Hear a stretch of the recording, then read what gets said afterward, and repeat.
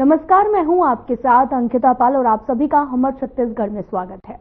कभी छत्तीसगढ़ की राजधानी रायपुर के कलेक्टर रहे और अब वित्त मंत्री की कुर्सी संभाल रहे बीजेपी नेता ओपी चौधरी ने विधानसभा में साल 2025 का बजट पेश किया है। इसके साथ ही अपने बजट भाषण में वित्त मंत्री ने कई बड़ी घोषणाएं की हैं। इस बजट को ऐतिहासिक बजट भी कहा जा रहा है क्योंकि छत्तीसगढ़ के वित्त मंत्री ओपी चौधरी ने छत्तीसगढ़ के इतिहास में पहली बार अपने हाथ से लिखा पूरे 100 पेज का बजट विधानसभा में पेश किया है। देखिए इस रिपोर्ट में।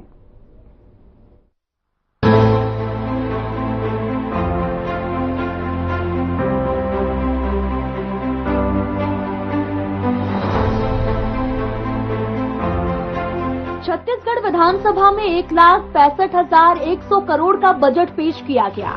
छत्तीसगढ़ के वित्त मंत्री ओपी चौधरी ने विधानसभा में बजट पेश किया। इस बजट के तहत कई घोषणाएं की गई। बजट के तहत पेट्रोल 1 रुपए सस्ता होगा, कर्मचारियों को 53% डीए मिलेगा।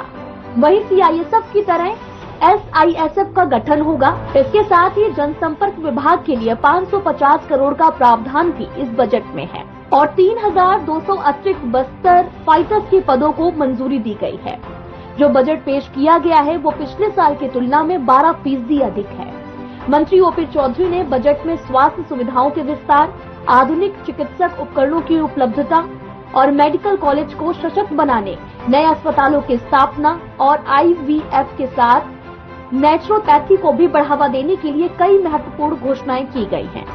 इस बजट को बीजेपी के कार्यकर्ताओं ने इसे जनहितैषी बताया है। देखिए, छत्तीसगढ़ में कई नए उद्योग लगने के अभी ऑफर हम लोग को मिला है और जांजगीर चांपा में भी जो उद्योग वहां पर लगेंगे उसके लिए हम लोग प्रयास करेंगे। जांजगीर चांपा में टेक्सटाइल्स का भी हम लोगों ने प्रावधान किया था क्योंकि चांपा क्षेत्र में बुनकर के लोग ज्यादा रहते हैं तो उसका भी महत्व दिया गया है और छत्तीसगढ़ में कई नए उद्योग का प्रस्ताव हम लोग को मिल चुका है और अलग अलग पिछड़ा क्षेत्र में हम लोग ज्यादा प्रयास कर रहे हैं वहाँ भी उद्योग खुले, वहाँ के लोगों को रोजगार मिले। तो इसके लिए पूरा हमारा प्रयास है और आज का छत्तीसगढ़ की बजट माननीय ओपी चौधरी जी ने जो प्रस्तुत किया है माननीय मुख्यमंत्री जी के माध्यम से, और यह बजट बहुत ही सुंदर और अच्छा आकार का लेकर ये बजट आया है। किसान, नौजवान, वृद्ध, माता पिता से ले बहनों के हित में बजट प्रस्तुत हुआ है।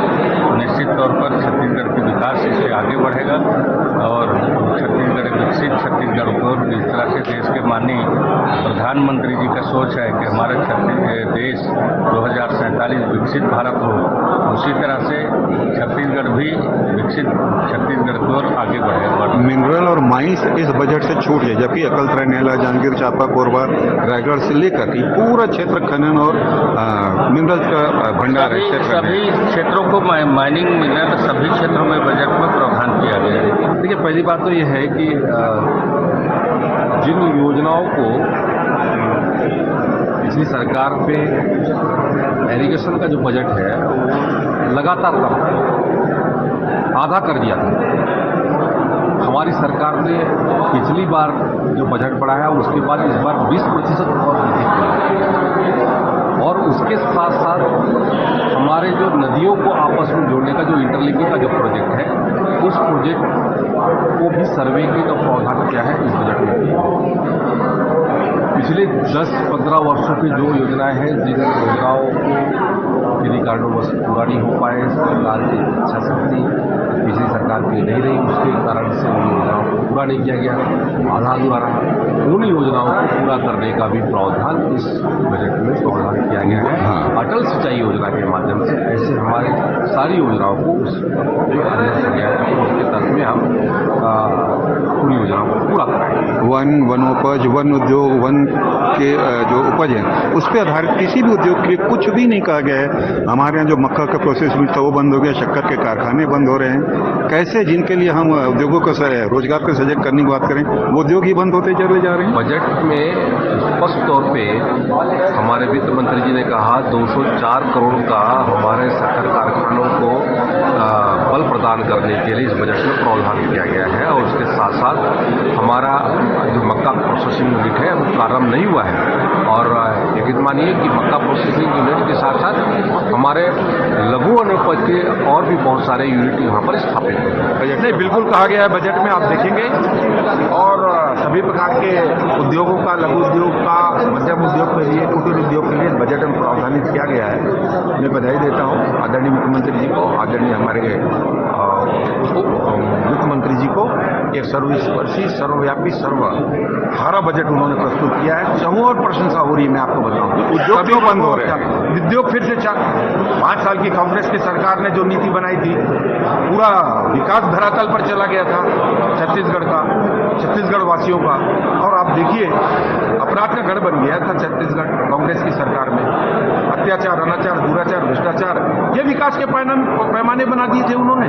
और उसी कारण जनता ने 5 वर्ष में उनको अलग कर दिया सरकार से। और उस जनता का विश्वास, सर्टिफिकेट कांग्रेस से लेने की जरूरत नहीं है हमको, सर्टिफिकेट जनता देती है। जनता ने लोकसभा चुनाव में, त्रिस्तरीय पंचायत चुनाव में, नगरीय निकाय चुनाव में भारतीय जनता पार्टी की सरकार के ऊपर, भारतीय जनता पार्टी के ऊपर अपना विश्वास प्रकट करते हुए भारतीय जनता पार्टी के कार्यों पर और बजट पर मोहर लगाई। नहीं, देखिए, धर्म और पर्यटन के क्षेत्र में भी बहुत सारे इसमें बजट में प्रावधान किए गए हैं, जिसमें बहुत सारे पैसे दिए गए हैं, जिसके माध्यम से आप देखिएगा पर्यटन जो जगह है उसको भी उद्योग के नाम से मतलब किया जा रहा है, जिसमें रोजगार भी होगा, उद्योग भी होगा, और अन्य बहुत सारे जो धार्मिक स्थल हैं उसको भी उसमें बहुत सारे विकास करने के लिए धार्मिक स्थल को, जैसे सिरपुर है हमारा, या अन्य और जो धार्मिक स्थल है, डूंगरगढ़ है, डूंगरगढ़ के लिए पैसे करोड़ों रुपए दिए गए। तो हर धार्मिक स्थल का सर्वांगीण विकास के लिए इस बजट में शामिल किया गया है, और इसके माध्यम से आज हमारी धर्म और संस्कृति भी छत्तीसगढ़ की वो आगे बढ़ी। जैसे गिरौदपुरी का विकास किया गया, और उसमें आप संभावना देखते हैं इसी प्रकार के अन्य जो गुरु गद्दियां, गुरु स्थान है, उनको भी इसी ढंग से डेवलप किया जाना चाहिए। बिल्कुल बिल्कुल, गिरौदपुरी धाम का भी विकास होगा, भंडारपुरी धाम का भी विकास होगा, और जितने भी धाम हैं उन सभी का विकास होगा। इस बजट में बहुत सारे पैसे अभी मिले। क्या सुविधाएं वो चाहते हैं आप वहाँ पर, और क्या सुविधाएं? जो सुविधाएं हैं वो सारी बातें हमारे सरकार के पक्ष में हैं, बातें रख दी गई है, उसमें से कुछ स्वीकृति हो भी गई है, और आने वाले समय में और सारी चीजें स्वीकृति होते जाएंगी। वहीं दूसरी ओर विपक्ष ने हर बार की तरह सरकार को घेरने की कोशिश की। इस बजट के खिलाफ अपनी प्रतिक्रिया दी। विपक्ष का कहना है कि वित्त मंत्री छत्तीसगढ़ का बजट नहीं, मोदी की चरण वंदना कर रहे थे। साय सरकार का बजट आम जनता की अपेक्षा और उम्मीदों के विपरीत घोर निराशाजनक रहा। न इसमें युवाओं के रोजगार के संदर्भ में कोई रोडमैप दिख रहा है, और न ही महंगाई से निपटने की कोई ठोस रणनीति। 43 वर्ष बने थे बजट है।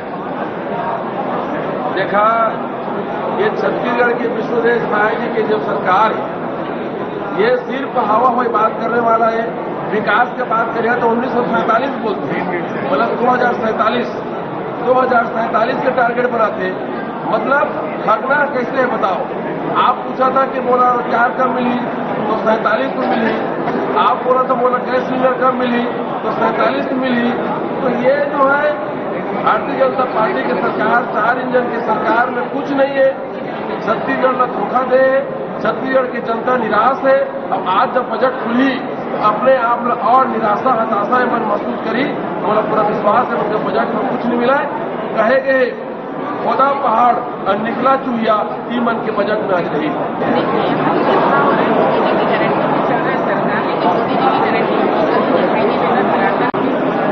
₹2500 त्रिस्तरीय पंचायत चुनाव में और नगरीय निकाय में ₹2500 से वोट मांगे। ये हम जानते हैं तो ₹2500 देंगे।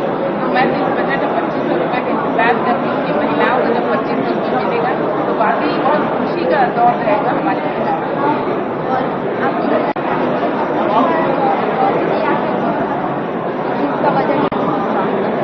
उसका बजट अब देखते हैं कि आएगा बजट तो अपन देखेंगे क्या।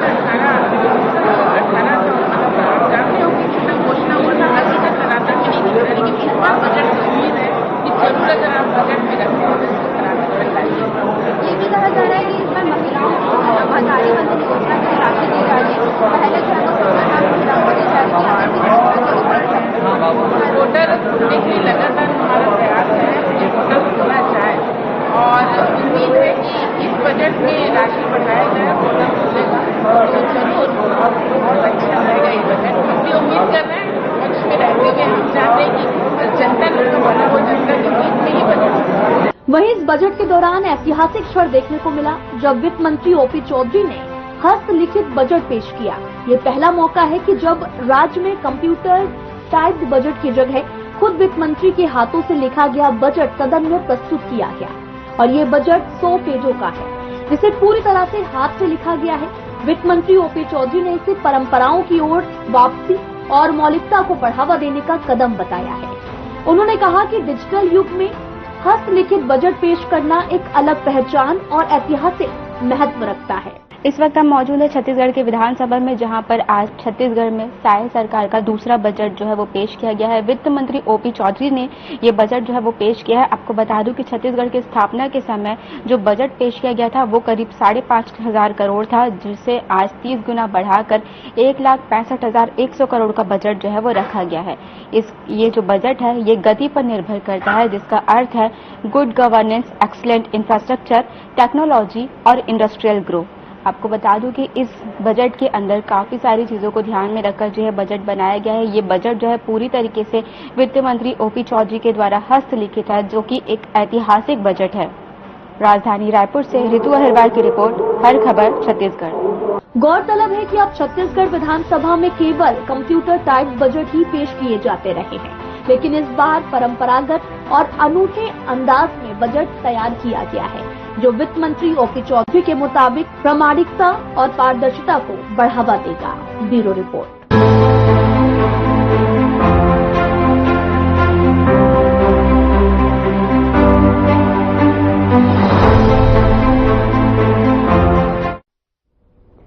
तो चलिए आपको छत्तीसगढ़ में पेश किए गए बजट खूबियां बताते हुए जिला अध्यक्ष घासीराम नाग ने कहा कि छत्तीसगढ़ की आज की बजट को लेकर गरीब वर्गों की जनता को बड़ा लाभ मिलेगा। जितना भी बजट पेश किया गया है उसमें से बीजापुर जिले को नर्सिंग कॉलेज का लाभ मिलेगा। छात्राएं प्राइवेट कॉलेज से लाखों रुपए देकर नर्सिंग कर सकते हैं और अब वे निःशुल्क नर्सिंग कर पाएंगे। आंगनबाड़ी कार्यकर्ता एवं सहायिकाओं के वेतन में वृद्धि करने के बहनों को भी लाभ मिलेगा और साथ ही अनियमित कर्मचारियों को नियमित किया जाएगा, जिससे कर्मचारियों को बड़ा लाभ भी मिलेगा।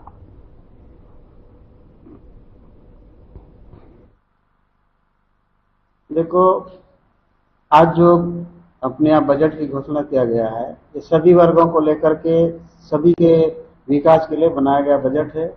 इसमें जिन मापदंडों को पिछली सरकार ने दरकिनार किया था, हमारी वर्तमान सरकार ने उन्हीं मापदंडों को पुनः ला करके यहाँ क्षेत्र की, चाहे PM-JSY की बात हो या प्रधानमंत्री मुख्य सड़क की बात हो, चाहे बीजापुर में नर्सिंग कॉलेज की बात हो, इन सभी को ला करके कहीं ना कहीं छत्तीसगढ़ की सरकार ने आम जनता से लेकर के मध्यम वर्ग से पूंजीपति वर्ग सभी को किसी न किसी रूप से लाभ पहुंचाने का पूरा प्रयास किया है।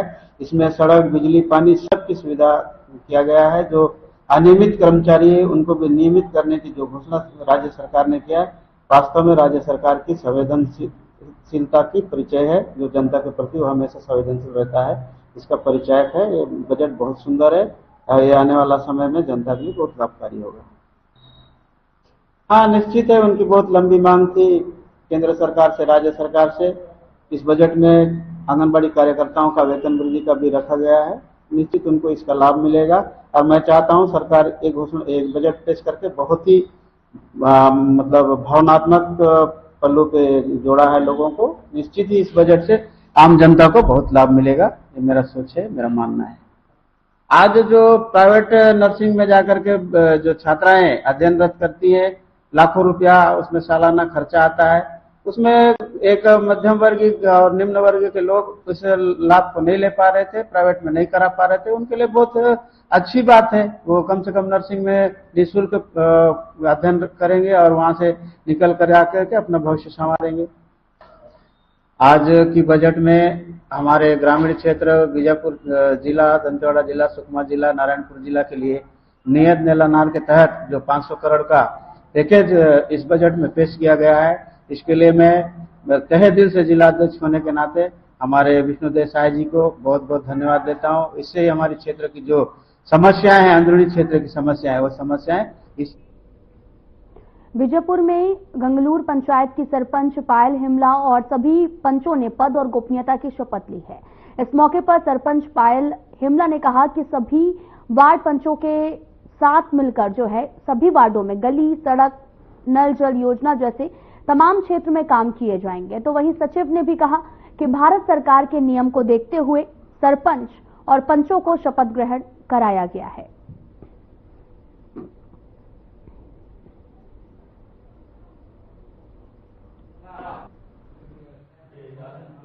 आज से मैं सरपंच का शपथ ग्रहण की हूँ। मैं पंचों के साथ मिलकर जितने भी शासन की योजनाएं हैं उसको पूरा गांव तक लाने का कोशिश करूंगी। पंचायत गंगालूर में 20 वार्ड हैं। 20 वार्ड में एक वार्ड क्या है, एक वार्ड में मतदान हुआ है जो शाह विरोध हुआ है। बाकी 19 में निर्विरोध पंच चुने गए हैं।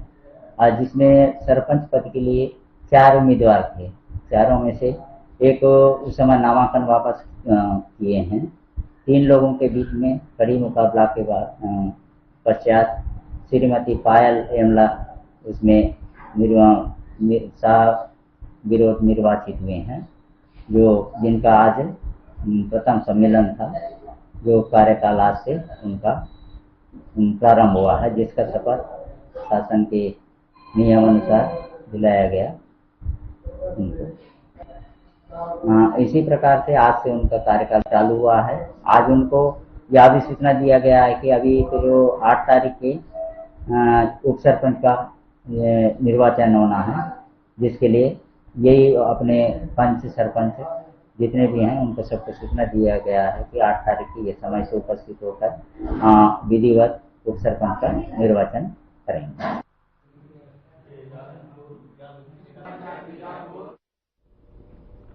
संभागायुक्त महादेव कावरे ने आज पंडित सुंदरलाल शर्मा मुक्त विश्वविद्यालय बिलासपुर के कुलपति का कार्यभार ग्रहण किया है। कुलपति बंश गोपाल सिंह का कार्यकाल समाप्त होने के उपरांत राज्य सरकार ने संभागायुक्त कावरे को कुलपति का प्रभार सौंपा है और साथ ही नए कुलपति कावरे ने इस अवसर पर आयोजित कार्यक्रम में कहा कि कुलपति के रूप में काफी चुनौतीपूर्ण दायित्व राज्य सरकार ने उन्हें सौंपा है। साथ ही उन्होंने ये भी कहा कि निवर्तमान कुलपति के नेतृत्व में इस मुक्त विश्वविद्यालय ने विगत 10 सालों में काफी प्रगति की है, जिसके कारण नेक प्लस के ग्रेड की गुणवत्ता पूर्ण शिक्षा की उपलब्धि इसे हासिल हुई है और साथ ही निवर्तमान कुलपति बंश गोपाल सिंह ने यूनिवर्सिटी को ऊंचाई तक पहुंचाने में मिले सहयोग के लिए सभी संबंधित पक्षों के प्रति आभार व्यक्त किया है।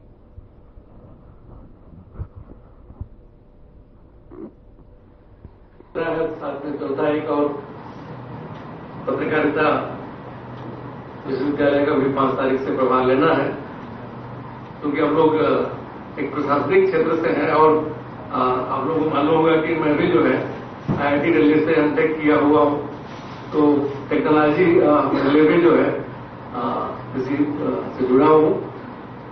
जैसे कि अभी राज्य शासन की मंशा है कि सभी चीजें ऑनलाइन हो और साथ में ई ऑफिस का एक बहुत बड़ा चैलेंज चल रहा है। जैसे कि मंत्रालय में सभी चीजें ई ऑफिस के रूप में हो गई। हम लोग जो फाइल में काम करते हैं, नोटशीट चलाते हैं, उसको भी जो है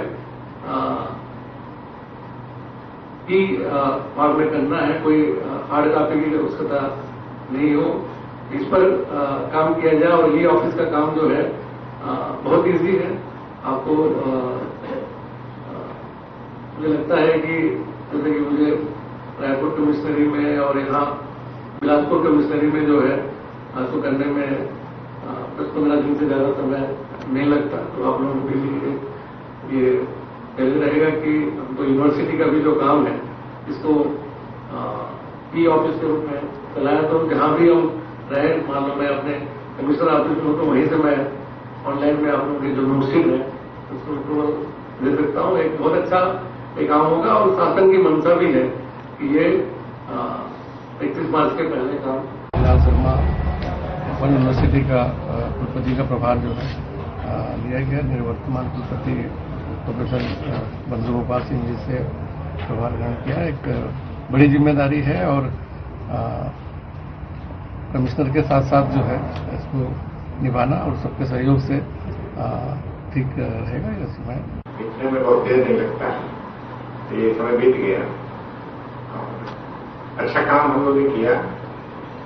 संतोष का पर्याप्त आभार है कि विश्वविद्यालय को 2016 में मुझको विश्वविद्यालय मिला था, उससे तो उन्होंने बहुत अच्छा एक दिला दी और आपके नेतृत्व में और यह आगे बढ़ेगा। और जैसा कि चैलेंज आप लोगों के लिए है कि महीने भर के अंदर 3 तारीख है और 31 तारीख तक जो है ई ऑफिस के रूप में कन्वर्ट हो जाना है, तो आप लोग हो जाएंगे, मुझको पूरा विश्वास है।